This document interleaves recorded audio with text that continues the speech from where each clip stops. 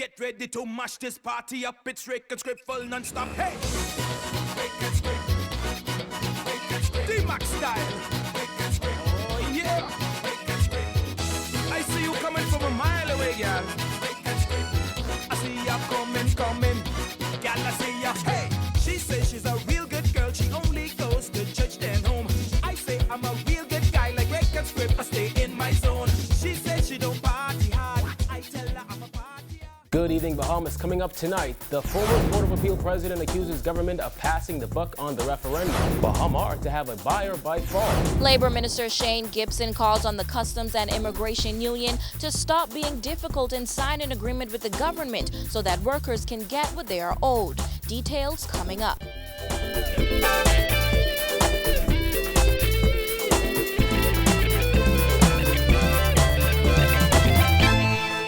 Welcome to our news. I'm Kyle Joaquin. Thanks for joining us. Topping news tonight, despite widespread backlash, former Court of Appeal President Dame Joan Sawyer is standing by her controversial comments regarding the upcoming referendum. Dame Joan says she still believes the referendum is a waste of time, asserting the government needs to take responsibility and stop passing the buck on an issue that she says has the nation disturbed. Bunny Toot reports. Former Court of Appeal President Dame Joan Sawyer didn't mince words as she sought to explain her reasons for calling the upcoming constitutional referendum a waste of time.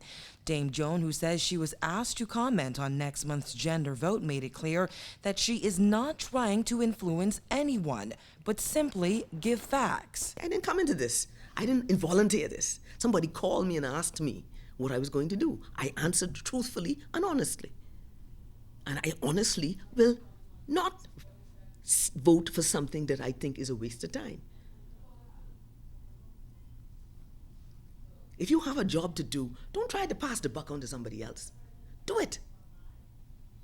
And this is a passing of the buck, as far as I was concerned. However, in light of the public's reaction to her initial comments, Dame Joan says she felt she owed it to the Bahamian people to give the reasons for her position. She explained that the Bahamas Nationality Act, under Article 13 of the Constitution, makes provisions for most, if not all, of the issues of citizenship raised for consideration in the referendum. They could have done it by a statute, or they could have done it in the Nationality Act. If it wasn't sufficient, they could have amended it. They could do what they want to do.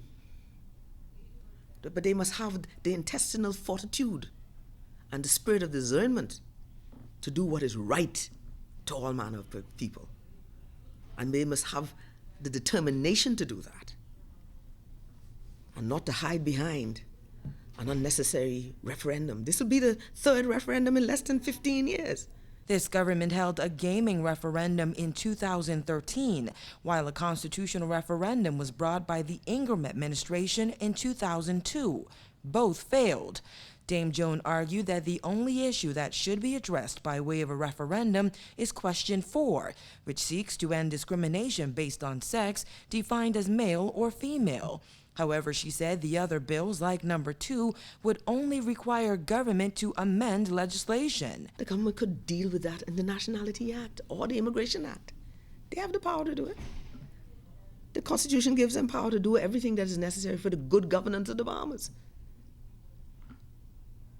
So why is it that, are they trying to give the impression that this is a participatory democracy as in ancient Greece, where every citizen had the right to go into the assembly and make their comments? Are they going to do it for everything that comes up? Dame Joan noted that in 2000, government passed a series of acts to deal with the distribution of property on death and inheritance laws without a referendum and without complaint. To pretend a referendum is needed in this instance, she says, is passing the buck. I would have thought those who advise governments and leaders of opposition would do their thorough research and then make a recommendation. You don't disturb the whole nation for something that could be done in the heartbeat if they wished. Why upset the whole nation like this?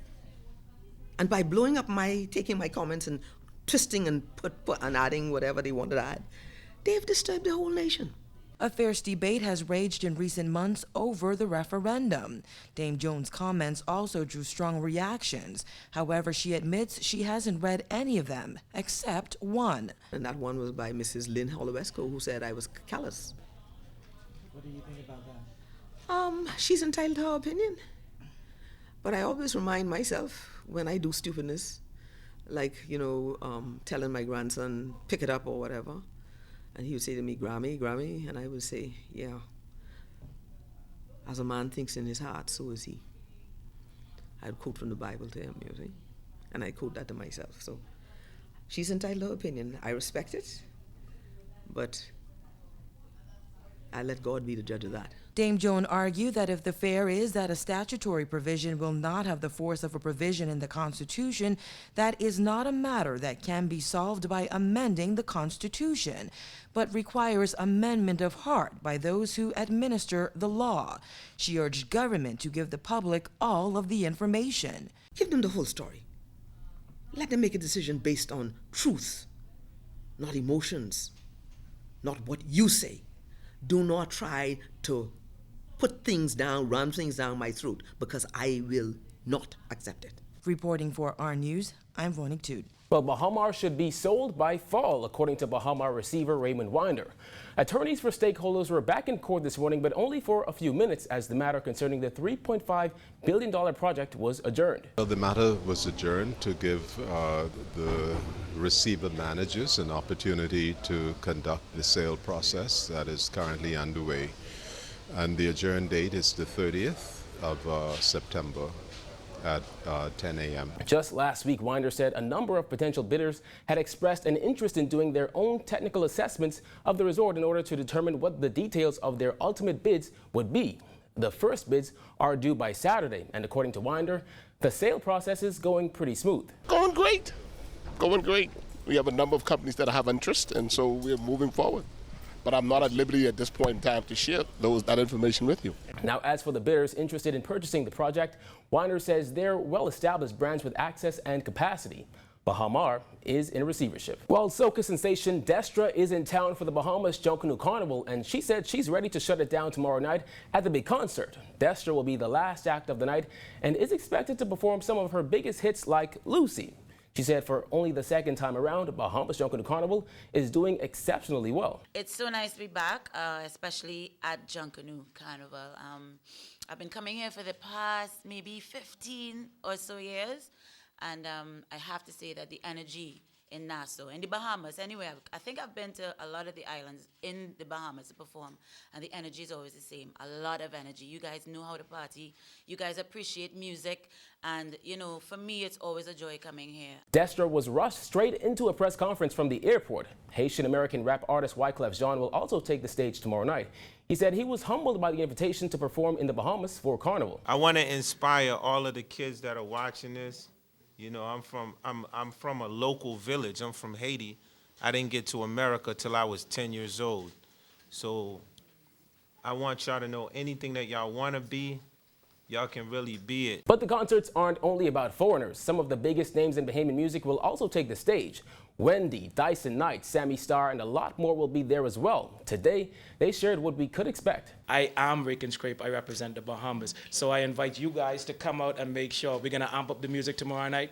Tomorrow night, we're going to turn up the culture. Visage has been a soca-styled band in the country for the past 33 years. We just recently joined, so Bahamas Junkanoo Carnival is actually catching up to Visage. We've been waiting a very long time for the Bahamas to have something like this where we can really, really flex and show our strength musically. After the break, Junkanoo Carnival meets gospel music. The details are after the break.